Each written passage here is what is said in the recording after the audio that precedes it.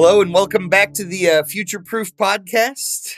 This is a place where we like to talk with business owners about where they've been, where they are, and where they're going. I like talking about goal setting, and I talk a lot about this Babe Ruth philosophy of calling your shot, and I have a very special guest today, which is Greg Snyder from No Alumni. Greg, good morning, and thank you for joining us. Good morning, Brian. Happy to be here, man. Well, thank you. I was thinking about when I first met you. I've been in BNI for close to 15 years, and I remember visiting your group as I was bringing a client of mine in to potentially join, right? Which was Nate from Crumble, and you were the visitor host. You were the person that took people in the back room at the end to talk to them about BNI, which of course is a role that they give to people that talking to strangers. And anyway, all that to say, you immediately stood out, of course, as a magnetic personality inside that group, and a leader. And it was clear to me that you were drawn to sort of the leadership and coaching side of it. Um, no Alumni isn't your first rodeo in terms of entrepreneurial experience. Is that fair to say? You have dipped your toes into the pond of running businesses before? I had a business for it lasted almost 2 years in commercial construction, but I would say that venture was more out of necessity. So when the economy, what was it, 2008 or nine? I don't remember, right? But I remember being in the construction space. I did drywall, plastering, painting, EFIS, and things like that. We were at Crocker Park, I think, in Westlake, and everybody was coming to that job instead of like going out and doing new jobs. It's like the world seemed like it was shutting down. The economy was rough, and I got laid off, and I guess in a way was forced to become a subcontractor. So that was my first my first delving into entrepreneurial world was like not really by choice. It was more by just survival, and it was probably the worst couple years of our lives, my wife and I. But also I wouldn't trade it because it was what an experience it was. In I don't know. I guess in trusting for me and trusting God and trusting like, wow, how is this going to work out? Because it really shouldn't have in many ways. The skill set, it's interesting. I've been through those same two global economy collapses, right? There was 2009, and of course again during 2020. And I remember one of my very best friends. He was at the time in the 2021. He was still working as like a sales rep for AT&T. You know, but his hobbies were landscaping, auto mechanic, and handyman. You know what I mean? It was like the stuff that he did for fun, but his job was in sales. And I remember bugging him in terms of being like, hey, you've got one of these skill sets that seems to be like invincible to recessions and stuff like that, right? So I do think that the being handy and skilled is something that it seems was trending in the direction of being a kind of a lost art. Do you find that that's still the case, or is it trending back in the other direction? And are more young people getting into the trades, or it's like, no, man, still it is fewer and fewer and fewer and harder and harder and harder to find people getting into that space? I think that young people are realizing there's a potential for a future in the trades, and I think they are trying to get in. I think that there's probably an increase, but I think the need is so great, and I think what's holding a lot of them up is I think old from the business owner side, right? So people that own the electrician businesses and the insulation businesses or whatever. I think that mind shifts need to happen there for them. I think to I don't know what's the word, attract the younger workforce, this upcoming workforce, and I we could talk more about that. We don't have to, but so I think there's a need there. The young people are realizing there's opportunity, but I also think they're not necessarily buying into what I would say the boomers, and I'm a Gen Xer. I assume you're a millennial, or Gen X, whatever it is. Like millennials, I think even and Gen X, we bought into kind of what the boomers taught us, like work hard, hustle 60 hours a week, and you'll get what you want, like the white picket fence and the career that you can retire at when you're 62 or whatever. And I just think a lot of that stuff never came true. And I think this upcoming workforce isn't buying it. So I think it's a loaded question. We could probably talk a long time about it, or even certain parts you want to talk about. But I would say this too, Brian. Like we've been through these two major things, and look how good we look. Like we've been through two big crashes, and we're looking good, buddy.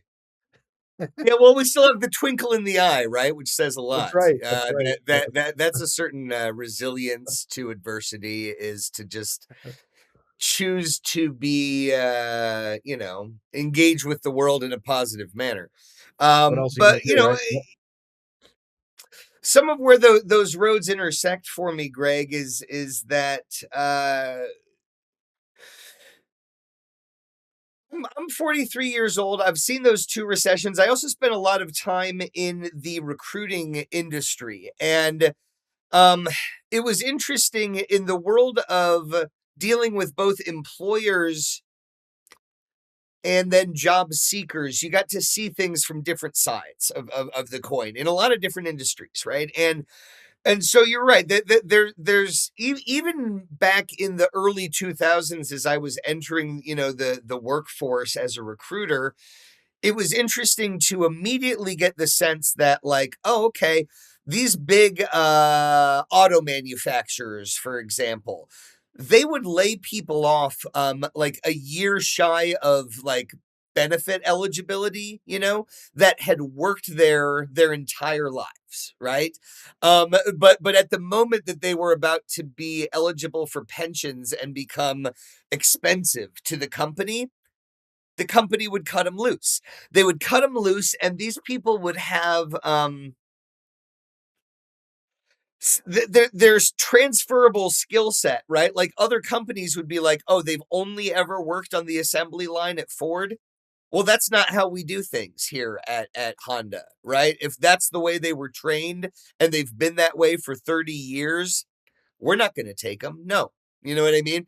It was a really eye-opening experience to sit there and go, got it. So you can absolutely be a good soldier and be loyal your entire life.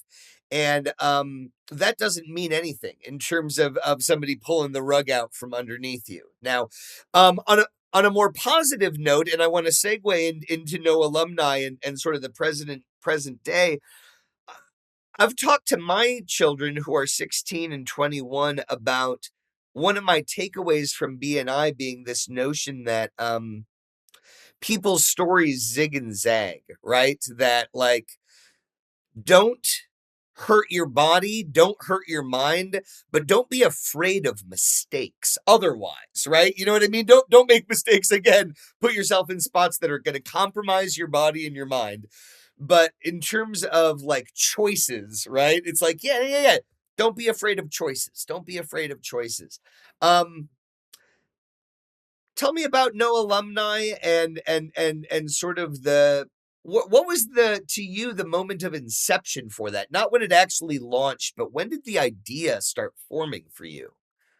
Wish I could take credit for the idea. I think what I can take credit for a little bit is seeing something and like, I think I know what this can be, if that makes sense. Okay. So my Okay. friend, Dave is a Harley mechanic, and he can build bikes. So he's not just a mechanic. Not that there's anything wrong with just being a mechanic, but he can take a pile of metal and make an amazing looking motorcycle. Like he's an artist, he's a creator, he's a good friend of mine. He's one of the other co-founders of No Alumni.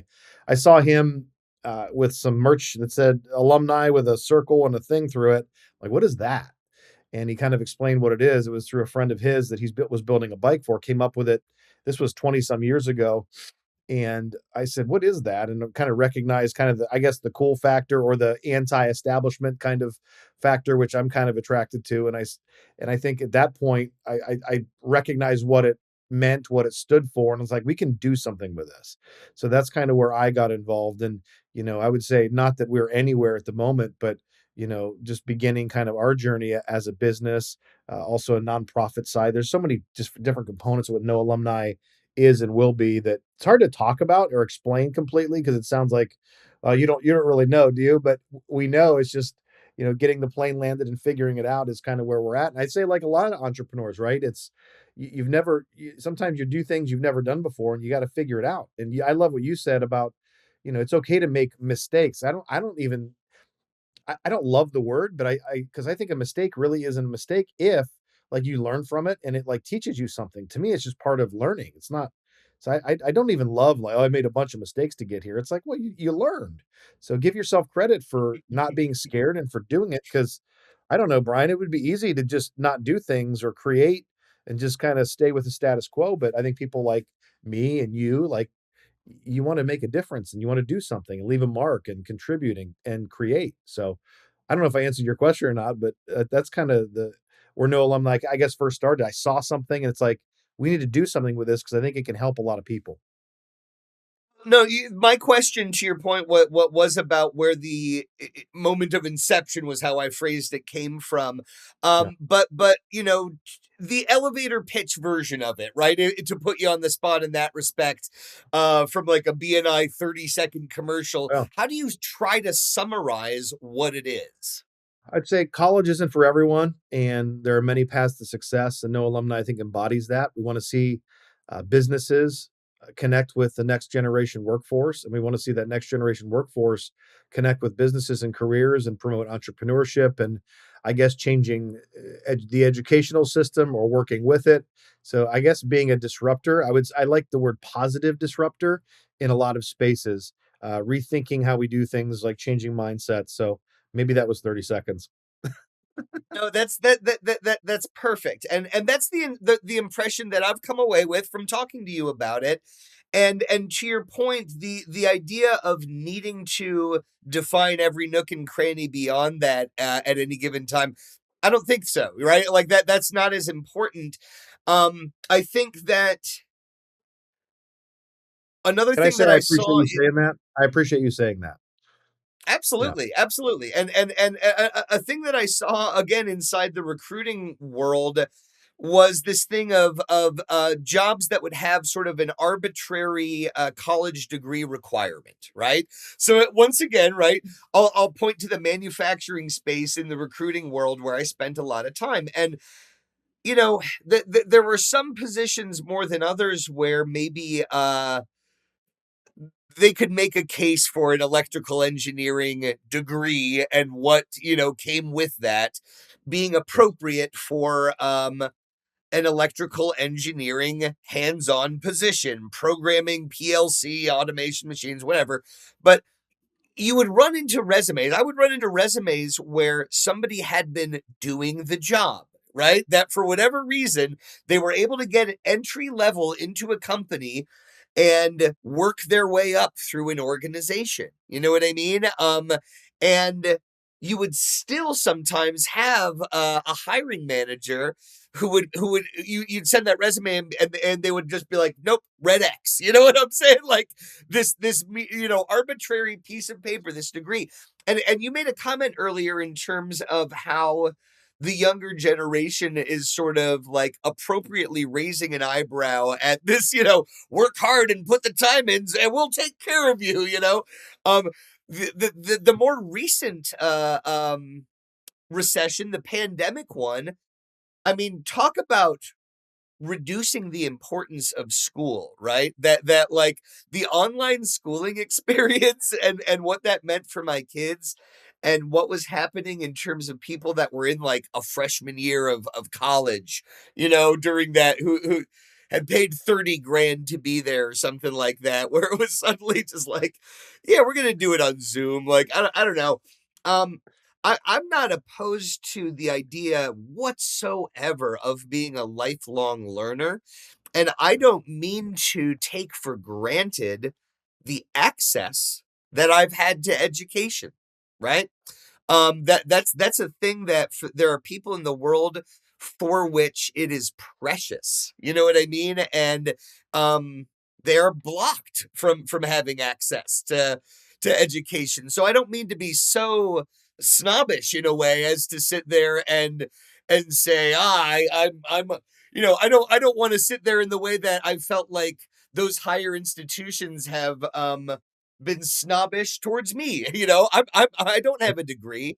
um Right. it wasn't because I didn't have good grades. It's not because, we're bright, capable people, Greg. The world's also full of degreed people who aren't all that bright or capable. So, it can go a lot of different ways. But high level, 1000%. I get the sense that you're trying to empower people that maybe have some notion of going, how do I fit into the world if I'm not prestigious? I don't know.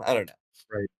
And I think for a long time, I think, we were fed that prestigious, it means that you have to go to college. And I think there's a lot of people walking around like you and I who are intelligent, who are problem solvers, who are big thinkers, that that isn't really, I would say, taught in school, or there's not a lot of space for that in our educational system. And that might be controversial, and I don't mean to be controversial, but I do think that the educational system is basically for certain people that believe and read what we're telling you, regurgitate it, and if you're good at that and you can do good on a test, you are smart. And I think that that's a skill, and I think that's maybe a form of being smart, but I also don't think it's certainly not the full package. I don't know that the system is set up for people like free thinkers to do things. I think and maybe by design, because if I guess in a way, if people like us are let loose, what can we do? And I think, I don't know, I don't want to get dark as far as the government and things like that, but I do think that who knows? I've got a lot of thoughts about that and don't know if I want to get into all of it. But yeah, as far as prestigious, like I don't know. I I love what you said. Like, I don't want to be towards them what I felt uh that they had kind of been towards me, and I agree.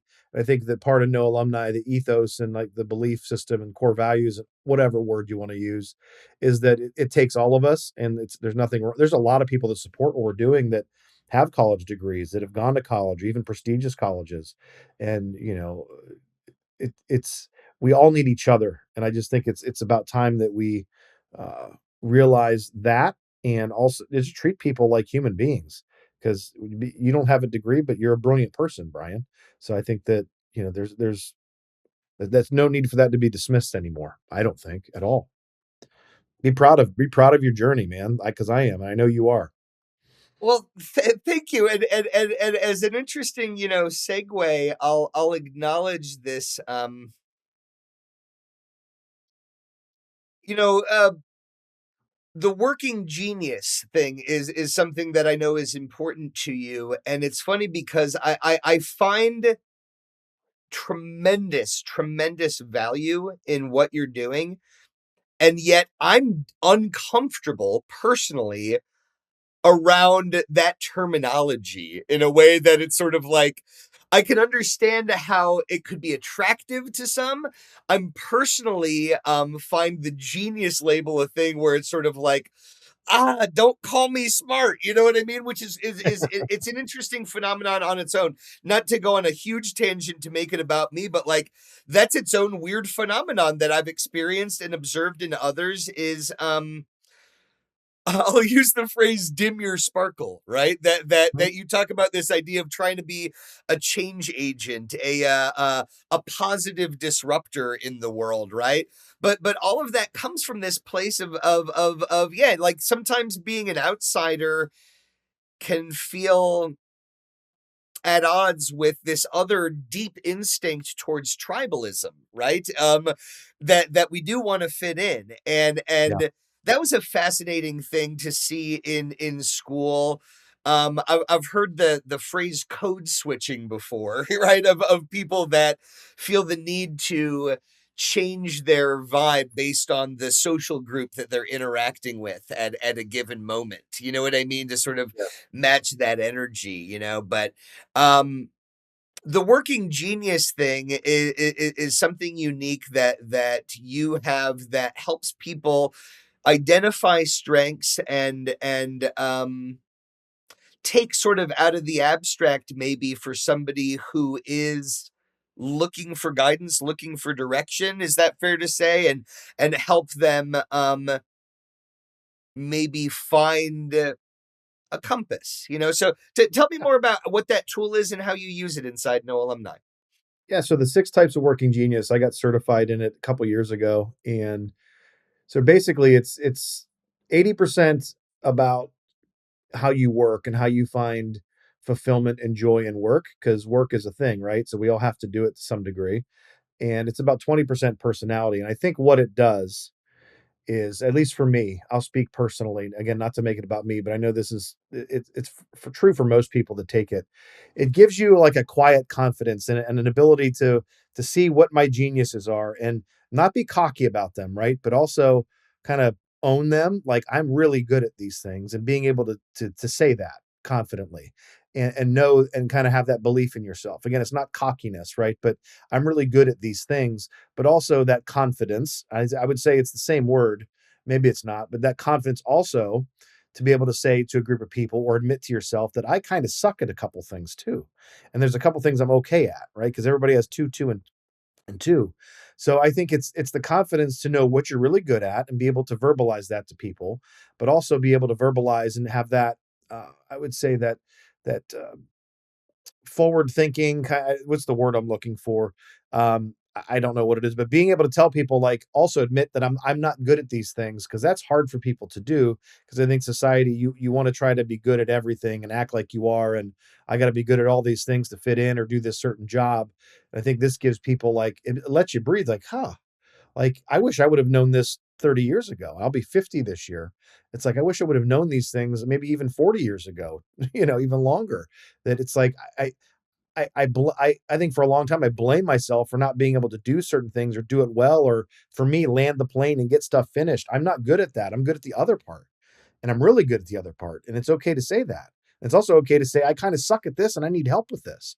And I think that's, again, going back to the education, just to kind of maybe finish that up. I don't think in school I didn't anyway, a lot of collaborative like assignments. How cool would it be, Brian, if we could redo school and like you and me and then two or three other people could work on a project together, knowing what we're really good at. Like how cool, what kind of cool things could we have come up with and done, and experience we would have had together if we kind of all knew where we're at and how, you're really good at this part. What do you think here? And it's just, I don't know. Instead, we just read a book, and I don't know. And you maybe got good grades. I didn't. And I don't know if it's because I didn't care or I wasn't good at that skill, but I don't know. To me, it's been transformational. And we're not certainly the only people that are certified in the 6 types of working genius. Patrick Lencioni wrote the book. It's a fantastic book, but I would say if you are interested in it, take the test before you read the book. That way you just kind of, don't think too hard about it and do it. I know, Brian, you've done it. I don't have my results pulled up in front of me, but I know Wonder was like one of your big things, which is the start of any work starts with someone like you, the 30,000 foot asking big question person. And I think that those people, to me, I don't have Wonder. I have the next one, which is invention. People like you spark me. Like I need people like you in my life to spark me. You are the spark that starts. You're really the starter of any type of project. Is what you're one of your geniuses, which I think is awesome. That's kind of you, and I was thinking about that there's some stuff that we, to your point, comes to us more naturally, and then others that we might struggle with in terms and then there's that choice of what you cultivate, right? That the fun, effortless, like natural ability part might be in speaking for myself, that yeah, I do wonder, and I come up with ideas, that moment of inception stuff. The follow through has been an interesting thing where, I've learned over time to really be selective, right? That when it comes to goal setting, I've distilled it down to a simple way of thinking, which is that I have to really be in love with the goal, because I know there's going to be setbacks, and I know that my tendency in a moment of adversity or setbacks, if I'm not in love with the goal, is going to be actually to throw in the towel. You know what I mean? I'm going to sit there and be like, "Oh, this is annoying. This is cold and muddy, and I hate this. And I didn't even want to do this." And that's the thing about the assembly line, right? That's to me really important. Is going like, yeah, be careful about the things that you go after and how you feel about them, right? Because the worst, like, inevitably, you're going to have tough days. And the worst thing to me is to find yourself in a situation that you kind of hate, um, when it's not really attached to something that you love, when you're sort of like, man, I didn't even want to do this, I don't know. Like, I think people can get really far along in their life choices without even taking the time to look around and realize like how they got there, but I I want to Greg, sort of touch on the goals, the forward looking side of things, right? That when you talk about, again, these things that you identified that you have confidence in, and then others, I think of you as this lifelong learner, that you're a change agent, not just in the lives of others, but that to me speaks to the degree to which you are continually growing yourself and evolving. Okay. So I'm curious what you're working on right now. You can share personally, professionally, no alumni, whatever you want. What are some things that you see on the horizon that you're trying to evolve into, that you see? What are some of your goals that you're open to sharing? Because I like the idea of revisiting this conversation in the future and seeing how that played out. So where Yeah. are you trying to go, buddy? I would say with no alumni, a big thing is uh, getting in front of businesses that realize they need to change, but they don't know what to do. There's a lot of businesses that have been doing things the same way for 30, 40 years, and that is not going to work with this next generation. So I talked to a gentleman, it was a couple weeks ago. I was excited because he said, hey, we got last year, we got 3 young people into our organization. And I think it's an insulation company. And I'm like, that's amazing. Like, I want to hear more about this.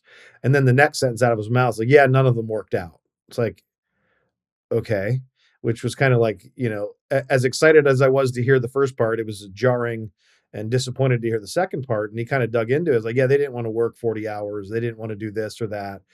And it's like, I just think there's a miss there because I think the first part, he got them there. The second part is like not realizing that it's okay. Like you said, lifelong learner. It's okay. I don't know, Brian, maybe you could answer this when I'm done, whatever ranting, but it's okay to realize that what I once believed just doesn't apply anymore. Like, and that's okay. Or what I once thought was the way it had to be isn't the way it has to be anymore.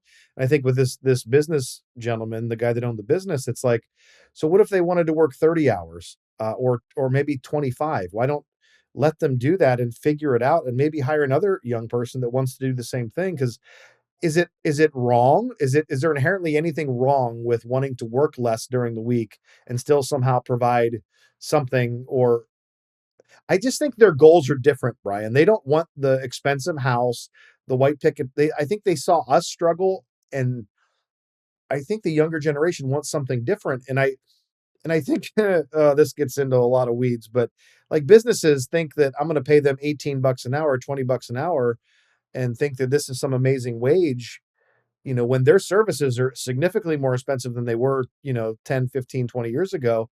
And it's like, that's not, none of that is even, it doesn't even make sense. I think it's old ways of thinking. We have got to get out of those. So I think with no alumni connecting with businesses, like there are things, and they probably don't want to hear it, but these are the things that are holding you up from growing. And I would say this, we've maybe talked about this, Brian. It's not, I take it like this, and it's not up or down, but I think it's just for conversation's sake. It's like we expect these young people to come up to where we are as far as a way of thinking.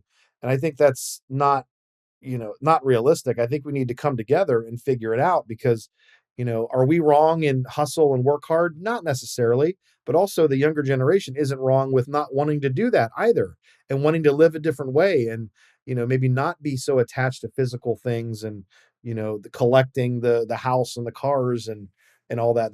They want to enjoy their life. It's like, because I don't know, unless you believe differently, and that's okay if someone does, but we get one trip around the world here. And it's like, I don't know. So long version is I want to bring the people together to figure it out instead of blaming this person and then blaming the younger generation. It's just like I'm sick of it because a lot of people complain about it. Nobody wants to work, or the boomers are just out of touch. Like, okay, I, I get it, but I hate hearing it. Let's figure it out. Because if we don't figure it out, we just die complaining about each other and nothing gets done. It's just like, ugh. So yeah, Well, yeah, no, I certainly hear and it resonates with me the idea of people being entrenched in their thinking, and needing to evolve. So, that part of the No Alumni mission is to take some of the tools, the coaching tools, the strengths finder tool in the form of the working genius and testing and identification, that you've got some specific tools that you want to bring to companies to influence, and make a culture shift. So in a way, I hear, from a goal standpoint, that you would like to be able to, if we were revisiting this conversation in a couple years time, I guess maybe a question I could ask, right, is to say, hey, tell me a story about a company that was willing, knew they needed help, and was willing to make a change, that you influenced their culture. yeah. I think that would be awesome. I think we've had some amazing at bats with some very large companies, and they've taken the first step, and now what we're seeing is like, what's the next step? Is there a next step? So they buy into the six working genius and learning about that. Now will they continue on and adapt that language and some of the things that it takes to, bring that into a company and become part of the culture? That's what we're seeing. Like, what is the commitment after that? Because I think anybody can take a 1 day seminar, and you know it's like, what do you do after that seminar, right? And I think that's a lot of people. It's a lot of businesses. So you're right. I would think that would be an amazing conversation to have. We've had some at bats and had some really good interactions. Like, what are those next steps? I think that's to come, and I'm excited about that. And then real quick, because you said like another a goal, I'd say a goal would be that No Alumni is a brand that people like you and myself and people that don't have that formal college education, or maybe took a different path, or 2 year degree, college degree, I don't care, whatever, but anybody that associates with it and respects it and honors it. It's like I went to a football, Matt LaFleur, I believe. He's a friend. He's also one of our co-founders. Matt went to Notre Dame. I went to a football game with him this past year, and like I kind of like Notre Dame and Pitt. I kind of like both of them. I'm a weirdo, but anyway, I went to the game. It was in Pittsburgh, and all the Notre Dame fans are there, and like people are giving Matt pats on the back, high five. They don't even know Matt, right? But it's like they have that alumni, they have that school that they're proud of, that brings them together, that they have feel that pride in Notre Dame, and they there's something that wells up inside them, the pride, maybe just that they're part of something together. And I want No Alumni to be that for people that don't have that experience. I didn't go to Notre Dame. I didn't go to Pitt or to Boston College. Like, I want it to be like a brand that people just identify with, and it makes them feel like they belong somewhere. Because I think you said it before, we all want to belong and fit in and find community, and I think that's a human need, and I think it's healthy. So I think, I don't know, there's so many things I want it to be and want it to do, and we're just starting. So I really like this, Brian, and the way you interview, and I wouldn't even call it an interview, but the way you kind of facilitate a conversation is sparks me. So I think it's good. You are It's encouraging. Well, I really appreciate you taking the time and sharing that. And where I'll close it is a question of, where do you want to be found, right? For people listening now or in the future, where can they find you? Where can they find No Alumni? Where do you want people to get in touch? Yeah, I mean, Facebook, No Alumni, noalumni.com. It's an easy website. We also have one, new game, oldgame.com, which leads you to noalumni.com. And that's, again, new ways, old ways, kind of figuring that out. But those are easy ways to find us. We're on most social medias, and we're doing our best to get better at those things, right? Because we're all at this point doing it, uh, I would say, part time and as we can. And so it's just moving the ball forward a little bit each day. But that's an easy place to go, is noalumni.com, or just Facebook, No Alumni, Instagram, same thing. So, um, yeah, Well, I love it. I look forward to hearing about the culture shift and impact, and there's some exciting stuff in the works and already out there, but continuing to evolve. So thank you for Yeah. sharing your time and your vision today, Greg, and look forward to the ongoing conversation. Honored, Brian. Thank you so much.